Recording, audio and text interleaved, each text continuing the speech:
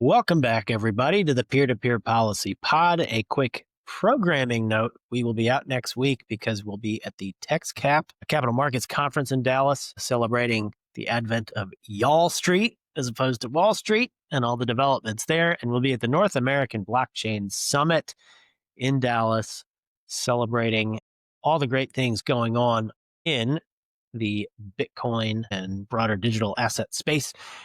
So this week, we have a jam-packed episode with lots of news to cover. The government shutdown, banks going after stablecoin rewards, the SEC and CFTC singing Kumbaya together. The chair of the CFTC's nomination gets pulled. We start from scratch there. Bitcoin tax updates, more progress being made, which is good news. Some hot takes on what the market's doing here in Q4. Happy Uptober, everyone, and much more. Remember to follow me on X at MorganSternNJ. Follow the pod wherever you get your pods, Apple, YouTube, Spotify, Rumble. Okay, Zach, let's get into it. Topic number one. All right. Well, the first topic is the government shutdown showdown. And the surprise of all surprises is that leaders in Washington couldn't reach a deal for government funding. So the government shut down at midnight on Tuesday night going into Wednesday morning. And judging by, let's say, the meme wars between what the president's putting out, what Governor Newsom is putting out, it looks like it's time to buckle up and wait a while. So, Brian, I know we're just in the early stages of it, but what is the latest news on the government shutdown?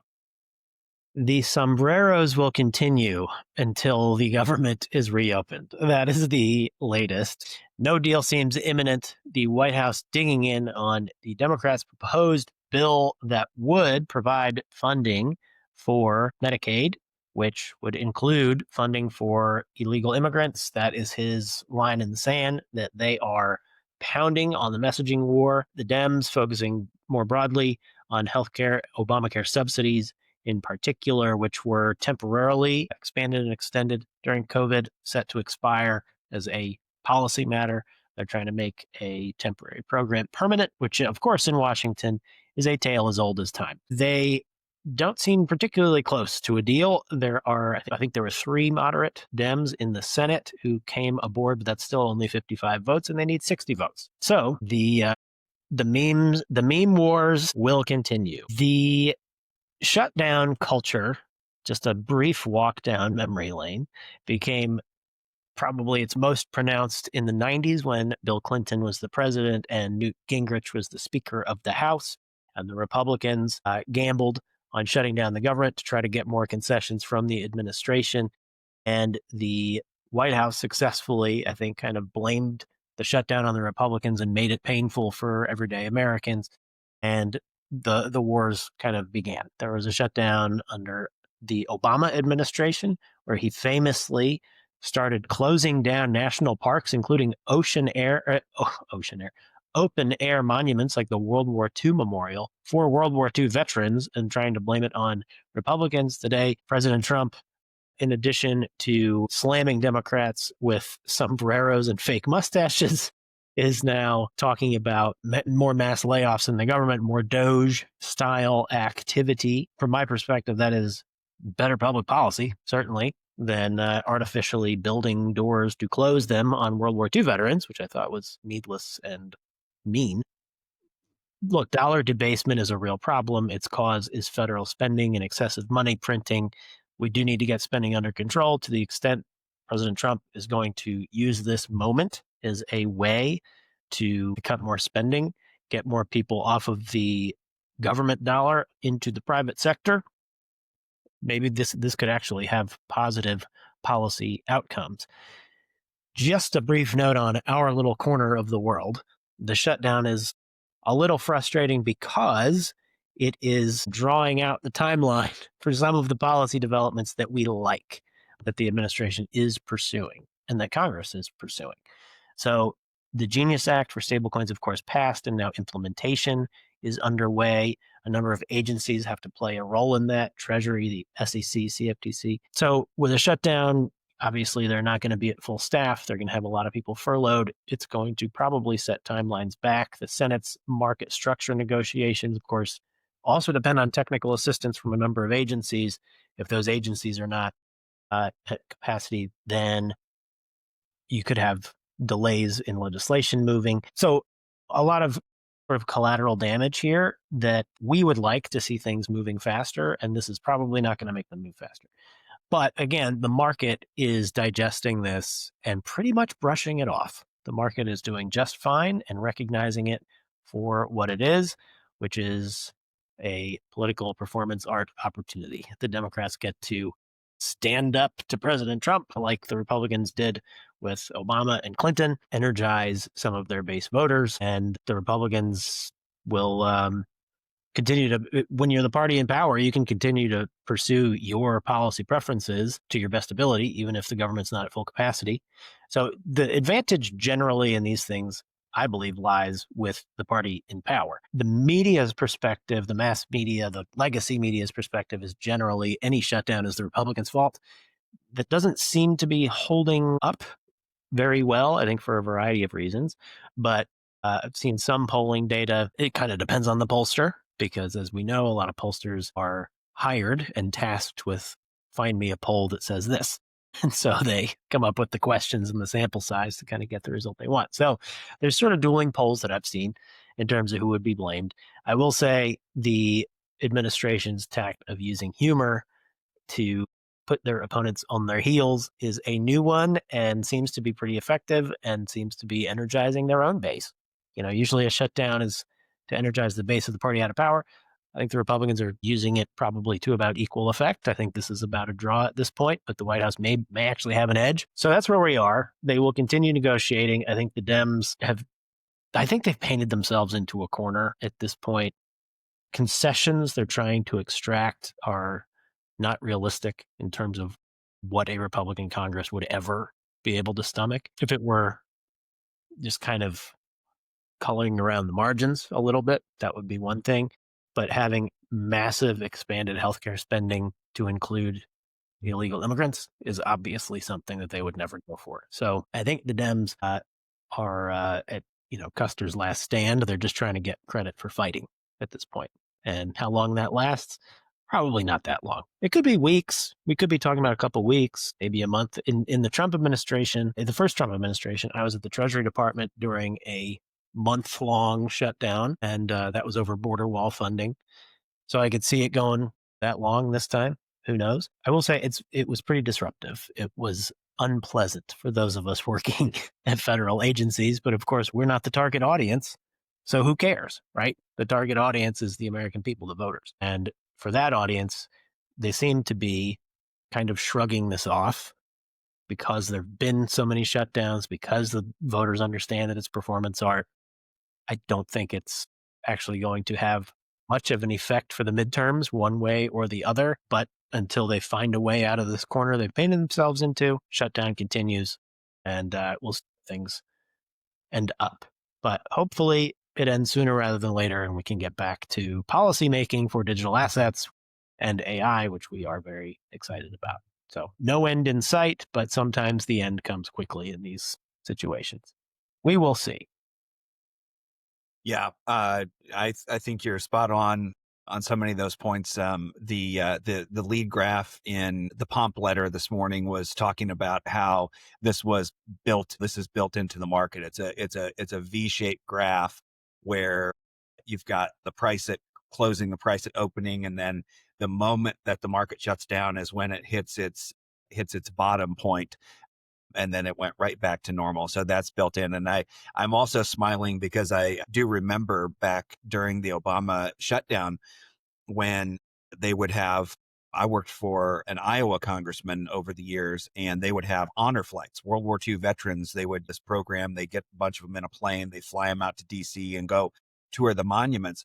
And they put up those fake barriers and stuff like that in front of the World War II memorial. And an Iowa congressman, Steve King, and a Texas congressman, Louis Gohmert, kind of the firebrand conservatives of their day, they were going up there and just I don't know if they had bolt cutters or whatever they were doing, but cutting these fake barriers down and letting these veterans go in. So there's a lot of theatrics that go along with this, as you said, for the people that are in this space in the DC, Northern Virginia area that are that are affected by this. But as you said, it's a different target audience. And the last piece is it does seem that it seems like the Democrats don't quite know what to do on anything right now. And so you have this Mandami rise, this sort of, rise of the hard left. A lot of the, conservative political analysis is Chuck Schumer doesn't want to get primaried by AOC and all those kinds of things that factor into this. So at some point, people are going to be tired of sitting around and as much as there's all this, theatrics of,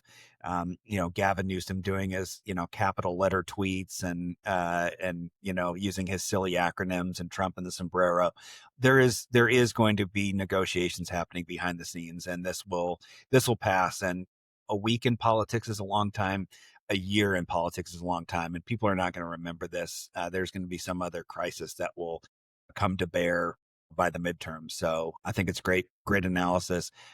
It's unfortunate that we don't go through the regular order of the appropriations process. If we would just get those 12 appropriations bills done and not have to live off of continuing resolutions and government shutdowns, but it's the world that we live in and post 2000 American politics. So we'll continue to follow that segment here as well.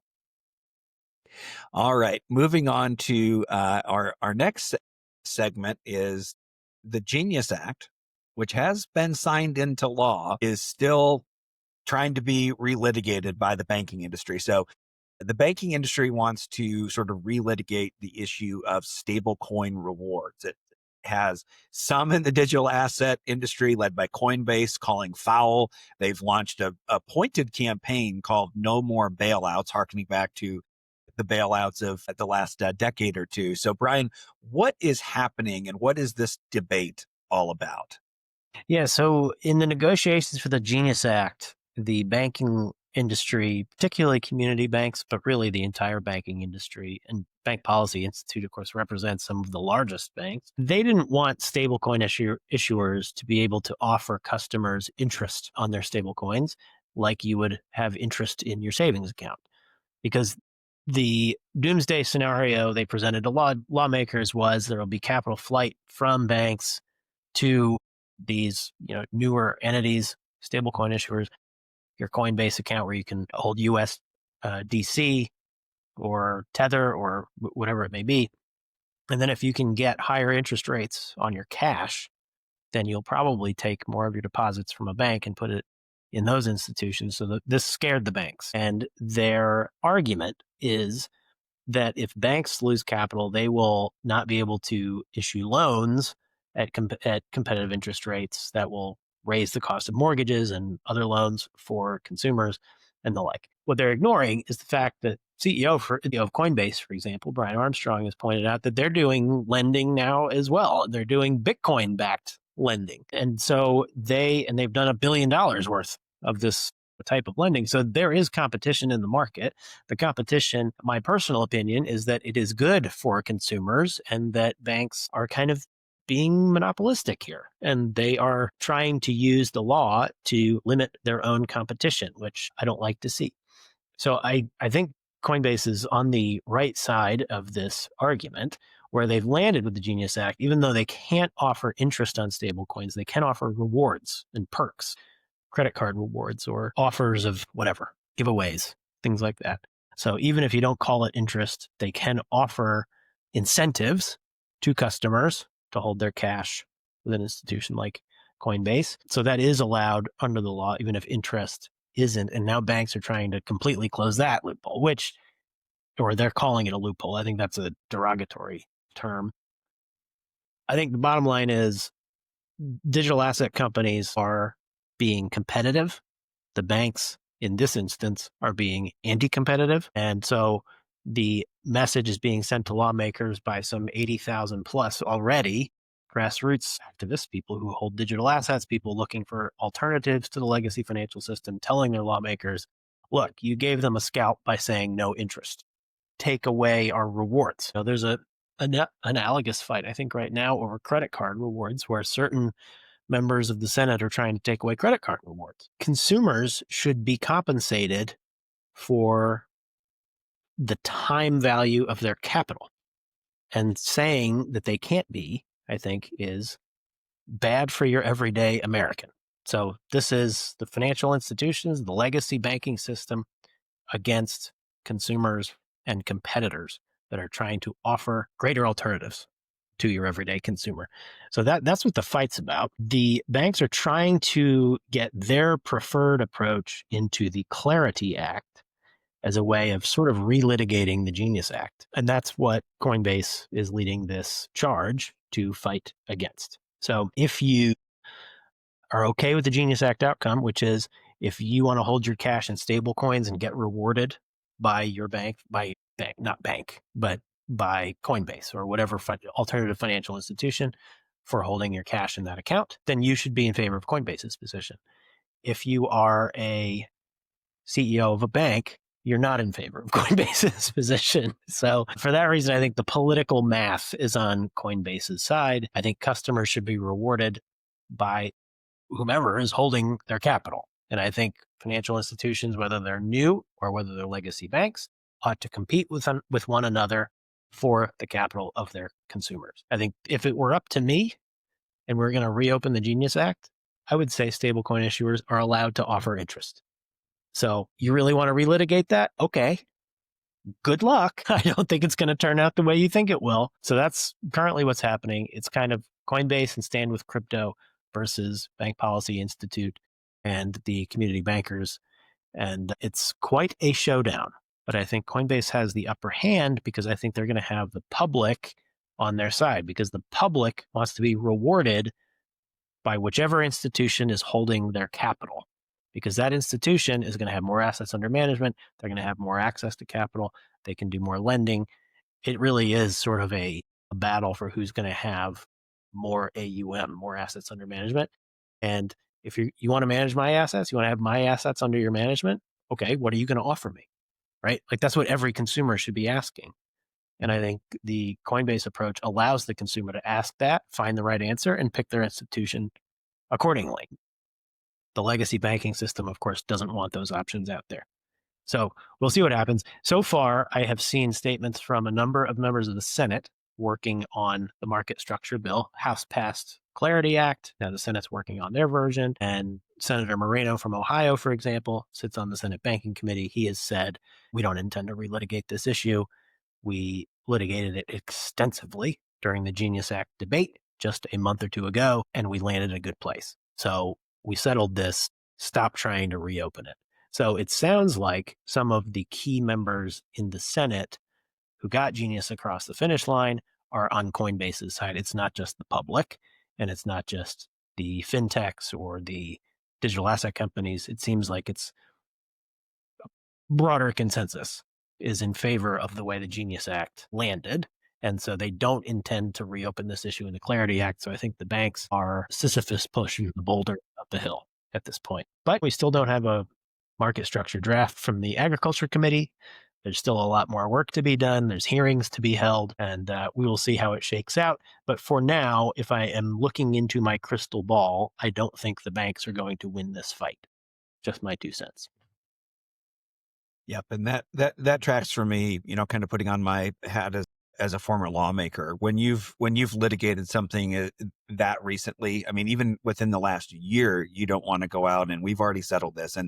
And the banks are not only going to have to, they're going to have to convince the House, the Senate, and the president that for some reason they all made a big mistake. All 3 of them, y'all made a big mistake on this one doing it. So I'll say this, very savvy by the banking industry. I mean, they're like every interest group, and I'm not using that term pejoratively, is always going to try to find what avenue can we get our things into.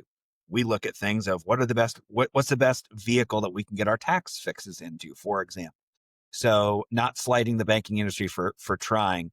But I think that last point you made is going to be very persuasive for members. We've already litigated this extensively. We've heard your arguments. We rejected them then. Nothing has changed enough to make us change our minds now. So I think you're spot on with that one. But we'll continue to follow that here as the Genius Act, goes into effect, as the agencies start implementing it, and as these other crypto vehicles are out there. Well, I just want to expand on that just for 2 seconds before we move on to the next topic. So of course, Politicians, generally speaking, I'm going to generalize, want to keep their jobs. So they're looking at which position is going to make more voters happy, get me more votes, and what's going to get me more campaign donations so that I can run a successful campaign. In this instance, of course, the legacy financial companies, the banking industry have very deep pockets. Guess who also has really deep pockets now? The Coinbases of the world and stand with crypto, and their C4s and their political organizations now are, in excess of $100 million raised heading into the midterms. So they've kind of leveled the playing field on the financial piece of campaign apparatus. Crypto side of the ledger also now has an edge in the votes side and in terms of mobilizing grassroots activists and people to go to the polls. We saw it in the 2024 election. Crypto voters, even CNN said, crypto voters looking for alternative financial options may have swung the election for President Trump because there were tens of thousands of them in every swing state, and he embraced the alternatives, and the Democrats didn't yet. So if you just are cynical and you just look at it as a measure of who's got more money and who's got more votes, they're probably about on parity on the money, but the digital asset voters, I think, have the edge. So if you're looking to predict who's going to win, who's better in those two categories, I think it's the Coinbase side that's better off right now. And when you look at it through like that, just sort of the pure political lens, the people that I feel saddest for at all of this is the credit unions, because the credit unions always used to get beat down because the banking lobby has just had the advantage over credit unions. And now you come in here and you have this new age digital asset industry coming in and pushing them down. So everybody shed a tear for the credit union lobby today. Well, great topic. And we will, again, we'll continue to track that here. Okay. As you said at the opening, Kumbaya, the SEC and the CFTC, we have a lot of acronyms in this show. They held a joint roundtable on Monday. They ended the turf war on the regulation of digital assets. And this is a significant moment. So Brian, can you tell us what is the significance of that meeting and ending this so-called turf war? Yeah, so the SEC, of course, regulates the securities markets, equities. CFTC is looking at commodities. It's the Commodities Futures Trading Commission. And under the Biden administration, the SEC and the CFTC did not get along very well, even though they were both, the chairs were both appointed by President Biden. This is my read on the situation. I don't know if they would agree or not, but I had meetings in both places and, of course, read the press extensively about them. And they didn't seem to be rowing in the same direction. They really did. The CFTC chair, Ross Benham, seemed to be more friendly and more interested in the digital asset industry and applying the law fairly, finding what are the analogous situations and find a way to move forward. The SEC was famously regulating by enforcement and essentially trying to put digital asset companies out of business. So the fact that now we had the acting chair of the CFTC and the chair of the SEC having a joint roundtable with industry to discuss ways to draw clear lines, do perhaps, maybe inferring, but joint rulemakings, trying to harmonize the way they look at these assets. One thing they have agreed on, even Gensler and Benham agreed, that Bitcoin is a commodity. The new leadership continues to agree on that, I think. But now they're expanding the universe of agreement. And we're starting to get to a place where these different agencies are going to be rowing in the same direction to provide clarity for the industry and these new assets. So it is another mark of the total sea change that we're seeing from the last administration to this one in terms of digital assets. Last administration basically tried to put them all out of business. The current administration is trying to figure out how can we have clear rules so that everybody can succeed in a fair way and in a way that protects consumers. So instead of just publicly sparring with one another, they're now hosting joint events and talking about cooperation. That is a very positive development. We'll see what policy outcomes come from this. For now, it's symbolic, but it's a good symbol. And we will see we will see what happens. Of course, we'll get into it later, but CFTC needs some more appointees to actually drive some policy across the finish line. So I think there's been some nudging of the White House to get the appointments moving. And once that happens, then I think we'll see more progress. But good signal. I'll put it that way. It's a good signal. Yes, it is encouraging, and it's a great thing to see. Yes, getting folks nominated, getting them through the confirmation process quickly is only going to help the president advance his agenda. So next topic, we're going to talk about CAMT. And before I do that, it makes me think of the alternative minimum tax. There was this great Paul Shanklin sort of parody where he talked about Barney Frank saying, he called it the no alternative maximum tax, meaning we're going to make you pay. But this week, there was a tweet that went out that the Treasury Department is planning to roll out new CAMT regulations soon. Now, as we mentioned at the beginning of the show, with the government shutdown, that work could be slowed, but that Treasury is moving on it is a good sign. So, Brian, what's the latest on CAMT, and then how do Bitcoin tax issues fit into this? Yeah, so CAMT, the corporate alternative minimum tax, a 15% minimum tax on large corporations' financial statement income. It's a product of a law signed by President Biden in 2022. But there have been a number of pieces of guidance that have had to come out to clarify what does this mean. And this particular piece is important for Bitcoin treasury companies because there's an accounting standard that allows a mark-to-market procedure where, for example, Strategy has this massive Bitcoin arsenal, whatever you want to call it, stockpile on their balance sheet. And when the value of Bitcoin goes up, they can mark to market as income, but it's only paper income.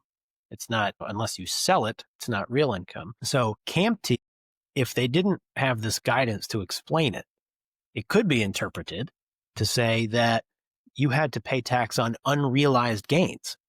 You had to pay it on your paper income before you realize it. And that would be a real problem because then you'd have companies that are trying to sort of establish their own Bitcoin standard or their own Bitcoin hurdle rate, as it were. If holding Bitcoin, if it's appreciating faster than whatever other investment they might make with those funds, they're going to keep it in Bitcoin. If they want to deploy it to some other means and they think they'll get a higher return, they can do that. If you're taxing unrealized gains, then you're kind of artificially manipulating the market. You're discouraging saving, you're discouraging investment, you're discouraging this Bitcoin treasury company strategy that has proliferated so widely at this point. I mean, companies like Riot, Mara, CleanSpark, we all have Bitcoin treasuries. Riot's in the multiple billions of dollars at this point. If we're to be taxed on unrealized gains, then you're going to have to draw down your treasury just to pay the taxes on unrealized gains. It's very similar to a wealth tax, which is something that far left politicians like Elizabeth Warren want to see. Taxing unrealized gains is a recipe for disaster in terms of getting more capital investment in the U.S., creating more jobs. Taxing realized gains is one thing, and a lot of people think that capital gains taxes at all are a sort of double tax. I tend to agree with that. But if you're taxing unrealized gains, that is like a whole new level of evil incentives, perverse incentives. So very glad to see this guidance come out that CAMT will not be interpreted to say that you're going to be taxed on your unrealized gains on your Bitcoin treasury. You're taxed when you realize the gains, which is the same for stocks and other assets like that. So they're essentially creating parity under the law, not artificially attacking one type of asset, picking winners and losers.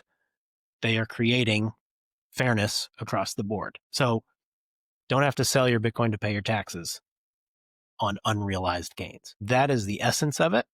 And I think it's very wise guidance. I think there are few companies at this point who would be impacted by it today because there aren't that many companies making over $1 billion of Bitcoin gains every year. But I think the number of companies who would fall into that category in the coming years would grow and grow and grow as Bitcoin appreciates and appreciates and appreciates, and more of these treasury companies acquire more Bitcoin. So it is creating a runway for this new financial strategy that's going to result in more investment, more jobs in the US. It's making our economy more competitive, and it's creating fairer rules for companies across the board. So that is the essence of the CAMT guidance, and very happy to see it. Yeah, that's fantastic. Well, also on the tax front, on Wednesday of this week, the Senate Finance Committee held a landmark hearing titled Examining the Taxation of Digital Assets. So the House has held hearings on this, but this really was a big day for the Senate to finally get it on its agenda. So I know it just happened yesterday, Brian, but what are your takeaways from this hearing? Yeah, I'm very pleased to see the Senate Finance Committee following the House Ways and Means Committee in having a hearing to talk about these issues. And it seemed like Chairman Crapo is very serious about addressing these issues. And he really does care about competitiveness for the US and keeping capital here, keeping businesses here, keeping jobs here. So a couple of the key issues which we've talked about before, I can refresh the audience memory on this. There's a whole series of provisions, but a couple that are important to Bitcoiners is one, if you're mining Bitcoin, it's like creating property. It's like creating a commodity. Since Bitcoin is recognized as a commodity by the SEC, CFTC, et cetera, you should be taxed on the sale of your Bitcoin, but not when the property is created, because then you would have to sell the property you created just to pay the taxes on the property. You're not going to do that with gold, with crops, with any other commodity. And so this would just create parity, fairness in the tax code, that you're not taxed when you mine the Bitcoin and then on the gains when you sell it. You're just taxed when you sell it. So treating it as a commodity like all other government agencies do would be a very nice fix. Other one that Bitcoiners particularly care about is a de minimis exemption. If you're using, for example, a foreign currency and you have gains on that currency compared to the dollar, there's a de minimis exemption under a couple $100. You don't have to do a tax calculation and report it on your taxes if you buy a cup of coffee or something small. That's the stereotypical example.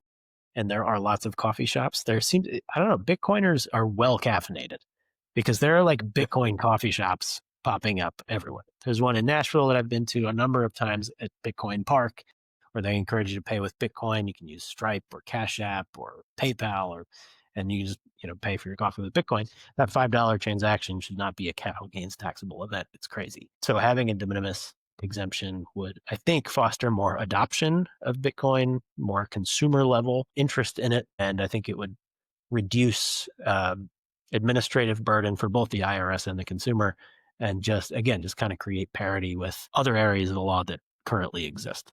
So those are a couple of the main issues, but there are a number of others.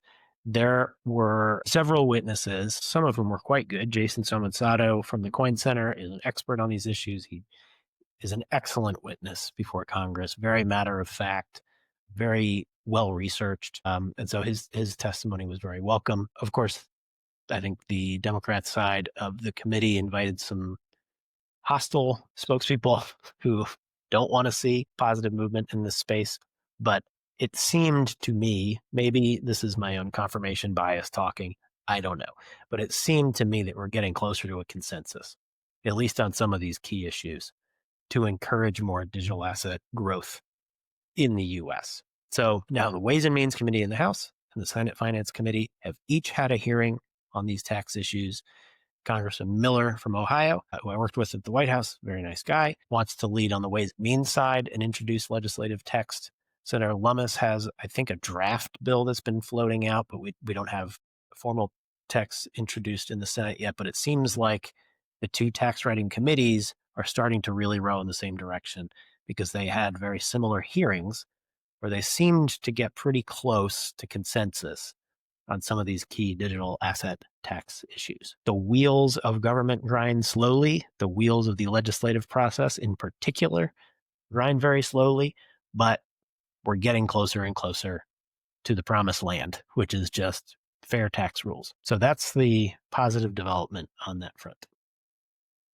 And the other good thing, as well as you've got some initial exposure, you've got some members that are both on, for example, finance and the ag committee. So when clarity and market structure come through, we won't.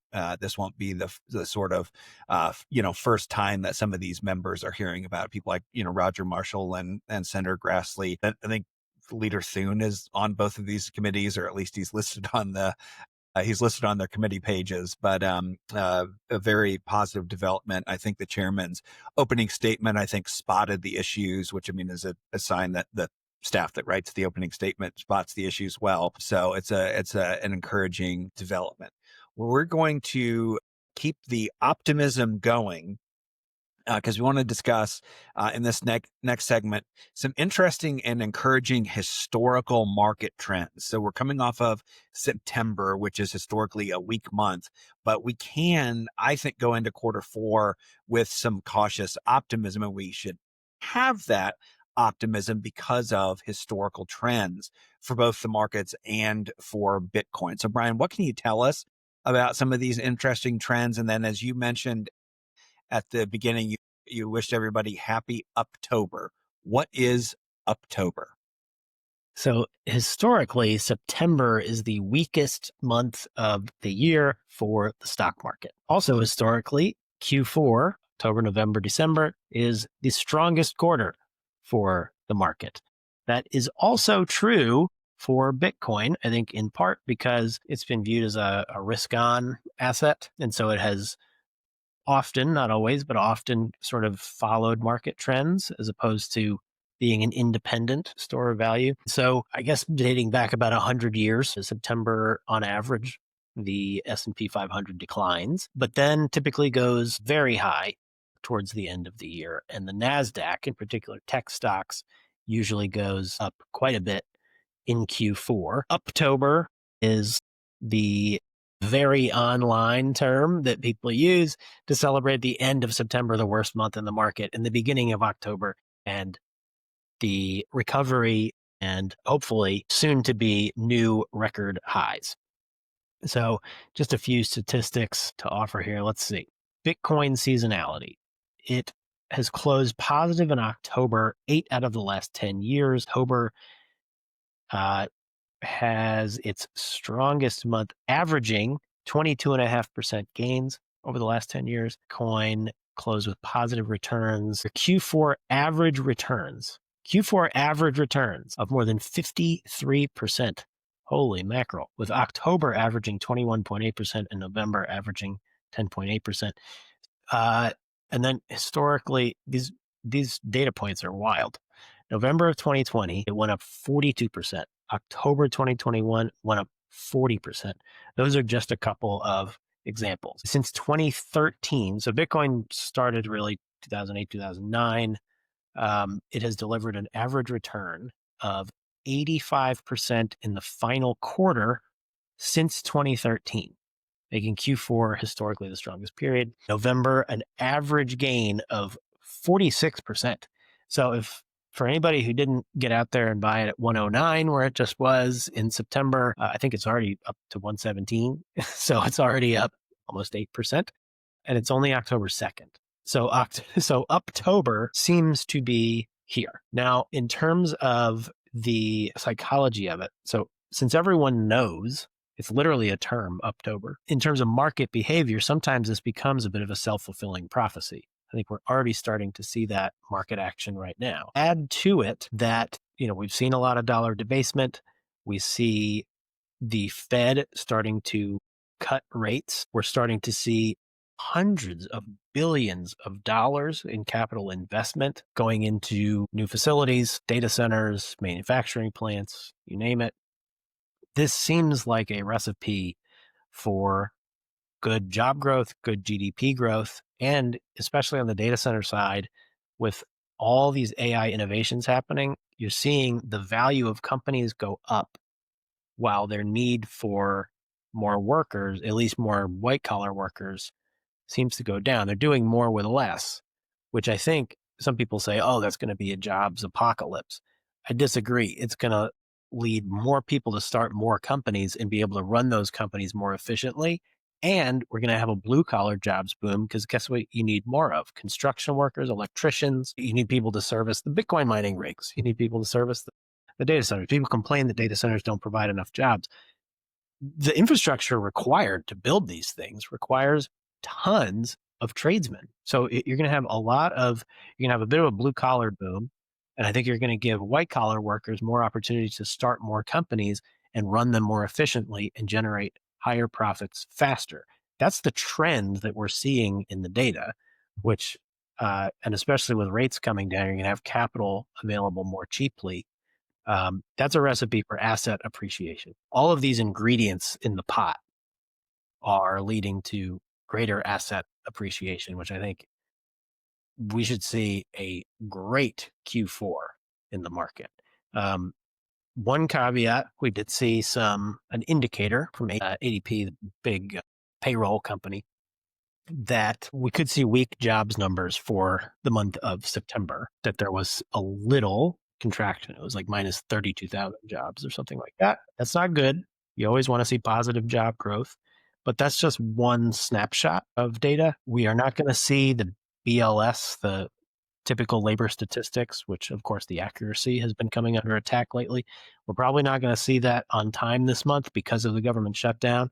So the only data we have is this like little snapshot from the payroll provider. But I do think that could be a reflection of September being the worst month. Now that we're heading into Q4 and we're seeing the tech industry in particular announcing hundreds of billions more investment in projects, I think you're going to see those jobs numbers correct. Just my own personal crystal ball. I think you're going to see the jobs numbers start to correct and come back. And you're going to see, again, much higher growth because you're going to have more efficient companies generating cash flows faster. And with cheap capital, that's going to just help grease the skids even more. How much will this value be real value and how much of it will be asset prices inflating because the dollar's purchasing power goes down? Well, if the government does get spending somewhat under control, then you're going to have asset appreciation in both nominal and real terms. And that's really what you want for a healthy economy. So again, just to summarize a couple of charts in here, you have S&P 500 average monthly returns. You can see September by far the worst month, And then getting into Q4, you have the best months. Likewise, with Bitcoin, you can look at typically September, the worst month, and then followed by the strongest quarter of the year by far. So again, some words of caution, but generally a lot of optimism that October is here. Happy times are here again. Hopefully, knock on wood, and we'll see what happens. And a great take on everything, Brian. And we'll have those graphs up there. And the interesting thing is that S&P data, and I know we threw a lot of numbers at the folks watching, but that S&P data is historical. The snapshot that we took is from 1950 to 2023. So that is a long snapshot to look at. And it's amazing how much the Bitcoin seasonality mirrors that, where you have months like February, May, June, August, and September down. And then those other months, January, March, April, sometimes July, but then that Q4 that mirrors that, pretty closely. December is a little different between the S&P and Bitcoin, but you see the amazing growth that has happened in Q4 in both areas. So a lot of optimism. And then the last thing I want to do is just give a shout out to my old buddy, my old office mate, EJ Antoni. You mentioned the BLS, his nomination got pulled from heading BLS, but he's got a great gig at Heritage, and BLS is losing out on not getting his talent. But all of that to say, a hot market over the last few months, over the last year. There is some hope from optimism. And another person who recently has had their nomination withdrawn is Brian Quintez. We mentioned some of the challenges at CFTC, not having a full roster. This is kind of like reality TV show type stuff.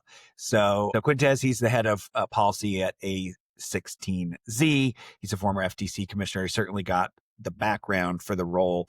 but there's been a little sort of behind the scenes drama. What can you tell us, Brian, on the latest on why ultimately did the White House withdraw his nomination?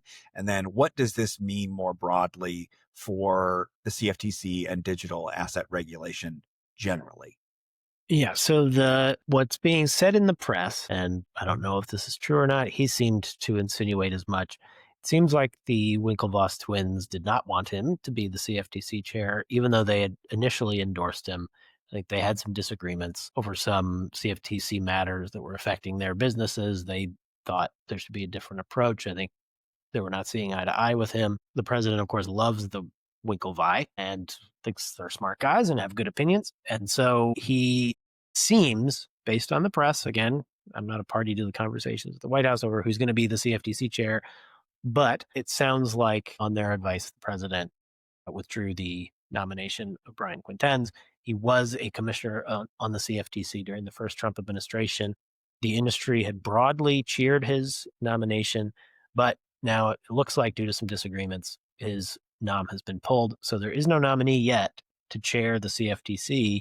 In fact, there's no nominee to be any of the 5 commissioners on the CFTC. So there is only one at this point, Caroline Pham, who is still there. She is the acting chair and only commissioner at this point. She is beloved, I think, by the digital asset industry. She's very forward leaning, viewed as very fair and thoughtful, but she's there on an island and she's already expressed her desire to leave. She's been there for a number of years. And so she's not been inclined to stick around, but since she's the only commissioner, she's there for now. There has been some discussion of who might be the new chair. CFTC. So there is Michael Selig. He's at the SEC currently. It's being reported in the press. Again, I don't know if it's true, but this is what's being reported, that he's sort of the leading contender. We've also seen our friend Tyler Williams, who's counselor to Treasury Secretary Scott Bessent, floated as a potential nominee. And then there's former CFTC official Josh Sterling. These are a few of the candidates. Michael Selig, I think it was reported in the last day or two that he seems to be emerging as a possible lead candidate. We will see. But the president also has to fill 5 commissioner seats at the CFTC. The reason this is important for policymaking is that it is great that we saw this roundtable with the SEC and CFTC. It's great that they've been, that Caroline Pham has been guiding the organization in a positive direction. But if we're going to implement new market structure legislation, it would be helpful to have a slate of CFTC commissioners to implement that bill. And even G.T. Thompson, chair of the House Agriculture Committee, has pointed this out, that if we're going to pass a market structure bill, it sure would be helpful to have the agencies who are going to implement it fully staffed. So I think the industry, I have seen quite a bit in the press nudging the president to let's move a little faster. We are in October. It's been in office almost 9 months. We would like to have a fully staffed CFTC so that we can continue to make progress on digital asset policy. So that is the state of affairs. We're waiting for a new nominee. We're waiting for a full slate of nominees, but especially the chair. If we at least have a chair, the chair can command the staff and make some progress. So TikTok, the drama continues, and we'll see what happens on that one. I do want to briefly pivot over to something that we mentioned at the opening, a programming note that will be out next week, attending the TexCap and the North American Blockchain Summit, October 8th to 10th at Southern Methodist University in Dallas, Texas.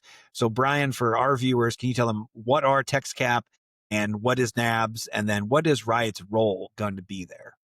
Sure. So TexCap is the Dallas Capital Markets Conference. Dallas is, in Texas, more broadly, positioning itself as a real financial hub. So they're establishing the Texas Stock Exchange. There was a whole Wall Street Journal profile on Y'all Street as opposed to Wall Street, and how the state of Texas, Governor Abbott's administration, is really trying to attract more capital markets activity to Texas. So this conference, I think, my understanding is there's going to be a lot of innovative companies being connected with capital markets professionals, private equity investors, policy advisors, everybody who works in the business of growing companies, particularly innovative tech companies, but companies more broadly. They're going to converge in Dallas to talk about what sorts of activities make sense to really foster in the state of Texas. Should be interesting. We're just going to be attendees, flies on the wall, learning more about the environment there, working for a public company ourselves. I think it'll be helpful to get the scuttlebutt, hear what people are saying, how they're feeling. Then following that is NABS, the North American Blockchain Summit, which is hosted by our trade association, the Texas Blockchain Council. I have been to a few of these in the past. They're great. They have phenomenal speakers from all the biggest companies in this space talking about what are the trends in energy, in personal finance, in public policy. What are the politicians saying about Bitcoin and other digital assets? How are we going to power the future? How are we going to have enough electricity to have AI and Bitcoin and every other new type of industry thrive in America? It's a great place to make new friends, reunite with old ones, and learn a heck of a lot. This year, they've got a couple of high-profile speakers. Governor Abbott is finally coming, which is terrific. He has been doing an excellent job from our perspective in terms of making the state of Texas a wonderful place to do business. NFL Hall of Famers, former Cowboys Emmitt Smith and Terrell Owens will be there, which is just pretty cool. I'm a Giants fan, and I still think that's cool. So looking forward to that. The author of the bill for Texas's strategic Bitcoin reserve, Senator Charles Schwertner, will be there. 3 speakers from Riot, of course, our CEO, Jason Les, our COO, Stephen Howell, and yours truly. We'll be talking about public policy issues, energy, regulation, how are we going to power the future? Should be very interesting. Riot has the main stage sponsorship. So every speaker is going to be speaking on the Riot stage this year, which I think is kind of cool. That will be at the George W. Bush Presidential Center in Dallas, which is a beautiful venue. It was there last year as well. I think this is our second and final year at this particular venue, but the George Bush Center it's very cool. They have like his situation room. They have a replica of his old Oval Office, exactly the way it was when he was the president. I love presidential libraries. I've been to the LBJ one in Austin. I recently went to the George Washington Presidential Library at Mount Vernon, which is not like other presidential libraries. It's very library-ish as opposed to like a huge event space with like really cool replicas, but it's still cool. So anyway, that is where we will be talking about the future and how we build it at TexCap and NABS. So we will report back on all our key takeaways on the next episode in a couple of weeks. Well, I'm looking forward to it. My wife is very jealous that it will be at the Bush Center, but Dallas is not too far away, so we can always make a trip up on our own and see it. But look forward to seeing you and all of our team. And this is the second conference that I've been to since I started Riot, so I'll meet a lot of new people. But it is amazing how small this world is. And so there will actually be a lot of people there that I already know. So it'll be good to see everyone. All right. Well, we'll pivot over to our last 2 segments, a game that we've done the last few weeks that I think has been a lot of fun, called What is the Headline? So I'll provide the context of an actual news story, and then each of us will supply a made-up headline. So story number 1, and I'll just say this. I wake up every morning and I can't believe that there's something that still surprises me. And every day something still surprises me. And this story that we're going to talk about, I mean, it was like bonkers watching this thing live happening. So Secretary of Defense Pete Hegseth calls hundreds of military leaders to Quantico for a meeting. He announces that the Department of Defense era is over, and this is the era of the Department of War. He declared an end to woke culture in the military. He said physical fitness standards will be raised and that there's no longer going to be fat troops or fat generals and admirals. He also said that grooming standards will be more, standard because of the end of, quote, this is actually a great quote, the end of the era of superficial individual expression is over. So, Brian, Secretary Hegseth brings the generals to Quantico and holds their feet to the fire. What is the headline? Well, he said no more fat generals and no beardos. If you want to be a beardo, join the Special Forces. So I don't really have a headline, but I do have a new band name, the Fat Generals and the Beardos. And I got ChatGPT to make me a band poster. At first, it had them very like They were scowling and sad, and they were like hippies. And so I gave it some more prompts, and it came up with this a very happy fat general and some heavy metal guitarists joining him as the Beardos. So yeah, I don't know. I don't have a headline, but I do have a new band name, and I look forward to seeing them at, I don't know, Coachella or something. Yes. I was going to say Woodstock, but that's probably a little dated. Yes. We'll see them at Coachella next year. So no, we'll get that. We'll put that poster up on the screen as well. So my headline was Hegseth says no more fat troops, semicolon, Quantico lunch buffet suddenly very quiet. Everyone just sort of standing there. Guy's got his, cake, a bite of cake half in his mouth and just sort of drops it. No, that was quite an event. And then for our second story, this is also one of those things that this can only happen with the administration of President Trump. So he and Israeli Prime Minister Benjamin Netanyahu, they visit at the White House on Monday. Separately, the Prime Minister called the Prime Minister of Qatar, and they had a little apology for a soldier that was inadvertently killed in an Israeli attack. But anyway, so they have this press conference. The president, he also unveiled this 20-point peace plan between Israel and Gaza, which Israel, Qatar, Egypt, and Turkey are all saying Hamas support this. But then this is where it got just crazy. So President Trump goes off on a pronunciation tangent. He wants to rename the Abraham Accords. He pronounces Abraham as Abraham, and he says this is how the real people say it. And then you can just tell, like, when somebody just sort of like put, like, you just feel like the spotlight just went onto the prime minister on Prime Minister Netanyahu, and he's like, yeah, you can say Avraham in the original Hebrew, but however you want to pronounce it is fine. And it's just, I mean, it was hilarious. I laughed so loud. My kids came into the room and were wondering what was going on. What did I think was so funny? And it was President Trump unveiling a sweeping peace plan and trying out his Hebrew pronunciation along the way. So Brian, what is the headline? Trump signs executive order to pronounce it Abraham Lincoln. I sent some prompts to ChatGPT, and this is what we came up with: a tourism poster for Israel with Abraham Lincoln on it, which I think is not so bad. Yes. But yeah, I think it is, as the president says, it's just more elegant to say it that way. So I will be visiting the Abraham Lincoln Memorial at some point soon. Yes. What and do the you next got? time I come to DC, I'll come to Ford's Theater and see the seat where Abraham Lincoln sat on that fateful day. But for my headline, it was Speaking Hebrew, Trump rewrites the classic Sunday school song, Father Avraham. Yes, there you go. Oh, goodness. Well, that was another fun segment. And for the final segment, we'll end in the traditional way with the grab bag segment. And I like to end on a more positive note, a happy note.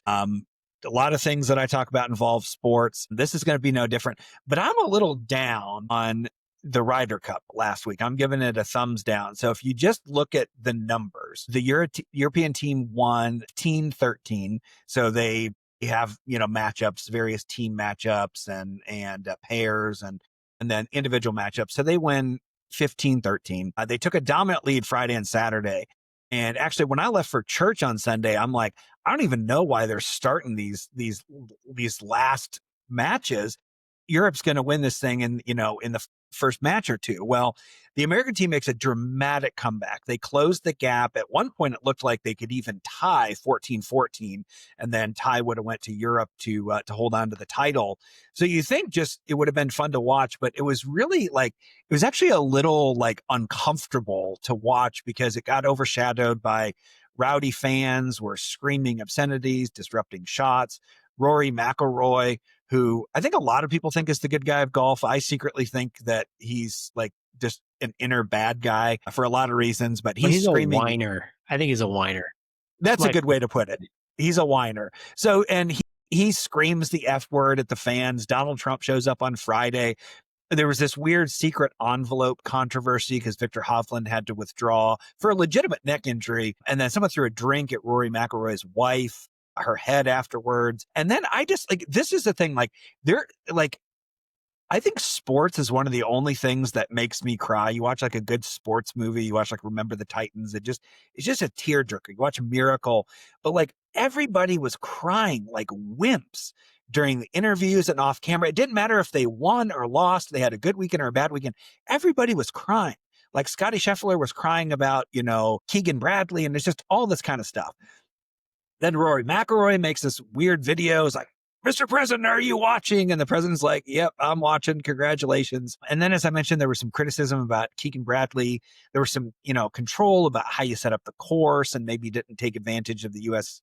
game. So I love watching golf. I'm really bad at it. I like playing it too. But I just like, I love golf. Like, I'm going to look for it. I'm going to count down the days until the Sony Open, and they open the season in Hawaii in January or whenever it is. But I just thought the whole thing was a little weird. The golf was inconsistent. The TV was bad. The coverage was weird. Like, Europe had won the tournament on the 18th hole in one of the matches, but they still had 3 matches behind to finish. So they could celebrate, but they couldn't celebrate. It was just a weird thing. So I hate to do this, but 2 thumbs down to this year's Ryder Cup. It was weird, and there was too much crying. You need, like, insert Tom Hanks from A League of Their Own. Like, there's no crying in golf. Why is there so much crying? The fans were rowdy. I think maybe the extent of the rowdiness didn't quite translate to the broadcast. I kind of think the Europeans were whining too much, but some of the accounts afterwards, I was like, yikes, that actually was pretty bad. So yeah. It's like with golf, you got to know what environment you're going into. Like so that is not the tenor at most courses, but that it's going to be that at the Ryder Cup, and that it's going to be it on whatever it is, like the 16th hole of the Waste Management Open in Phoenix, when they got that like stadium thing, and it's a par 3, and everybody, they boo it. If you don't hit that thing within 4 feet, they're going to boo you. Like, what you're going to get going into golf, that you're going to get this going into the Ryder Cup. But I think you're right. It just feels like it didn't quite translate well to TV coverage this year for whatever reason. Yeah, I mean, I don't think anybody prepped the Euros that, like, it's the Ryder Cup in Long Island. Like, it's like the Ryder Cup meets Goodfellas or whatever. I mean, like, they're going to be extra rowdy, or Ryder Cup meets a Jets game is probably more accurate. Like, this is not, like, you're going to have to deal with it. Yeah, it's not the Kansas City Royals. No pinkies fans out for tea at this place. You know what I'm saying? It's a public course. Like, Bethpage it's called like the People's Country Club because it's a public course. But anyway, yeah, disappointing outcome. I always want to see the Americans win. They just got shellacked on Saturday, which made Sunday's epic comeback like just heart-wrenching, because they kind of had no chance of actually climbing all the way back. But next time in Ireland in 2 years, we'll see how that shakes out. But my grab bag item is my Yankees. I am repping them today because they lost game 1 in the wildcard series to the Red Sox, but then they came back and won in dramatic fashion last night. You can throw up a picture. That's Jazz Chisholm sliding headfirst across home plate with the winning run in the bottom of the 8th. So the rubber match is tonight. I hope this is not a short-lived celebration. I hope they're able to win tonight. By the time this podcast is published, I think we'll know the outcome. But so our viewers will know whether I'm happy or sad. But I also wanted to throw a plug because I just think this is nice. It's sweet. Fernando Cruz did a great job. He pitched lights out last night and got the Yankees out of a jam. And he was asked about like Jazz Chisholm's like heroic run from first base all the way around the diamond to score the winning run. And the first thing he said was, I have a powerful giant on my side. His name is Jesus Christ. I will deliver for him. First of all, it's time to compete. I grab the ball and let's go. It's you versus me.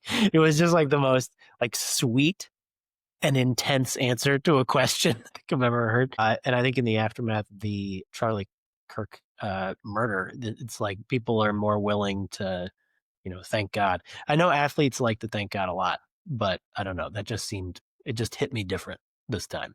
So I think that's a nice reaction from Fernando Cruz. Okay, that is a lot of information that we got through this week. Thank you all for joining us on this wild ride. We will see you next time. Remember to follow me on X at MorgansternNJ.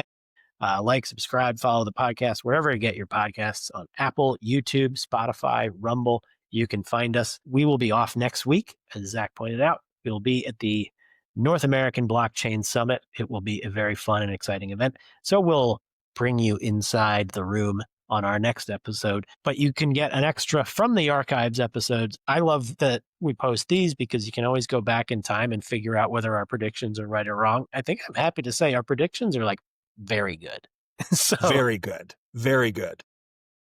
But you can see what we were thinking, a year ago or whatever you want, if you want to go through the archives episodes in the meantime, since we will be occupied next week. But the following week, we will bring you inside the room for all these important conversations, and we'll fill you in and we'll talk about what else has happened in the meantime. So we'll see you next time on another episode of the Peer-to-Peer Policy Pod. Thanks very much, everybody.